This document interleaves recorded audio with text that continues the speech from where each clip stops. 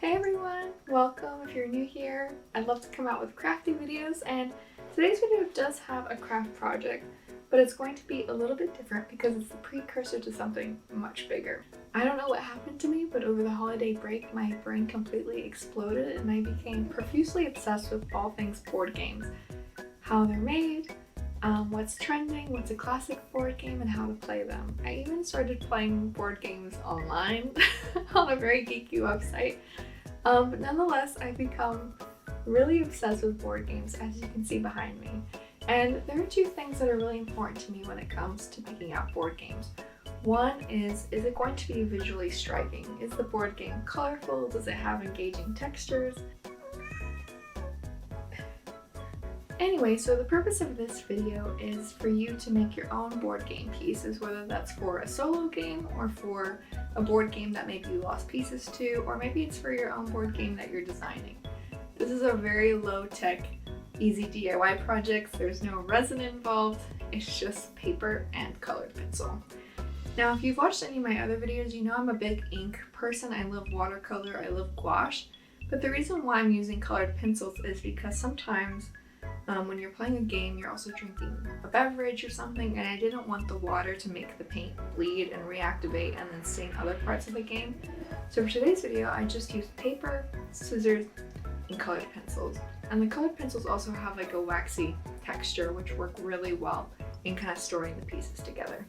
So the game pieces I'm making today are actually for this game called Tessie Messy. I am going to come out with another extended video on how to play this game and my thoughts on it. So stick around if you would like to see this video, but long story short, this is just a really great little travel game that you can play with someone else or on your own if you get the expansion. It's a game very much inspired by the Victorian language of flowers, and it's just very beautiful and perfect for spring, and so I wanted to make some game pieces that would fit well into the theme of the game. So with that being said, let's go ahead and get started. The reason why I'm making these score markers for Tessie Messy is because I actually bought this solo mat that the manufacturer made at one point. When I love a game, I want to get all the expansions and accessories possible, and I love Tessie Messy, and so I got this mat, and so these are just some markers I'm making to go along with it. You can make these markers for other games or your own like I mentioned, but for the purpose of today's video, I'm going to be making them for my Tessie Messy solo setup. Now, I've decided that I'm going to draw some flowers on my game markers to go along with the theme of the game. So you can also do flowers, or you can also pick something that goes along with the theme of your game. These little flower cards actually used to be packaged in with cigarette packs to make the packaging a little sturdier, which I just love.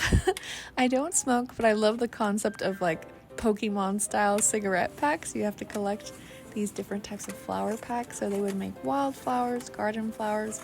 They also did monuments and cars, I believe, and I just love them. I found them on eBay and I thought they were so cool, and I love how tiny they are. And I also really appreciate the fact that they put the name of the flower on the back along with some little info. Now, I didn't find my inspiration in these flower cards here, so I'm going to turn to this book called The Secret Language of Flowers. And it's just a very simple, lightweight book kind of detailing the symbolism and meaning behind certain flowers that are featured in prominent and famous paintings. This book also includes a photo reference on the right, as well as the context for how the flower is used in the painting. I love this book. It's just so simple. So I'm going to flip through to see if I can find any inspiration here, because I didn't quite find the flower I was looking for in my cigarette pack flower cards. So I'm just going to keep on looking.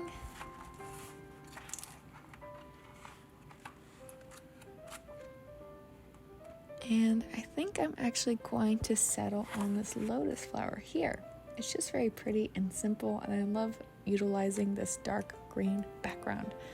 Alright, so there is another marker, so I'm going to search for the second flower, and I think I'm going to do this poppy here. I love the contrast of the lotus. The lotus is very light, and this is very red, so this will be very helpful in picking out the other opponent's game marker.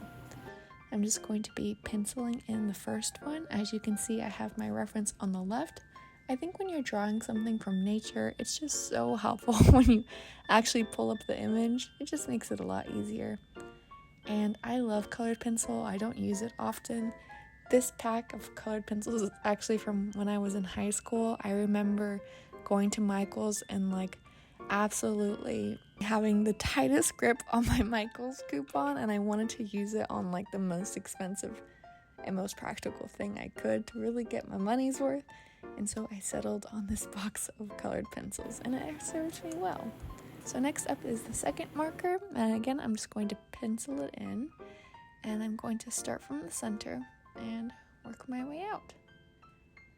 These markers are very small, but you can certainly make them bigger if you want to.